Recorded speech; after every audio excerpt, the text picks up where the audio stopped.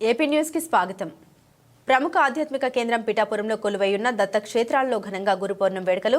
గురు పౌర్ణమి సందర్భంగా దత్తాత్రేయుడు స్వయంభూగా వెలిసిన పాదగయ క్షేత్రంలో శ్రీపాద శ్రీ వల్లభుల జన్మస్థానమైన మహాసంస్థానం సాయిబాబా ఆలయాల్లో ప్రత్యేక పూజలు. తెలుగు రాష్ట్రాల నలుమూలల నుండి ఇతర రాష్ట్రాల నుండి వచ్చిన భక్తులతో కిటకిటలాడుతున్న ఆలయాలు.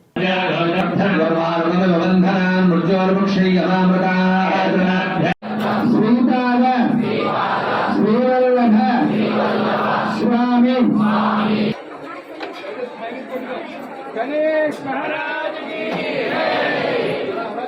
बोलो गणेश महाराज की।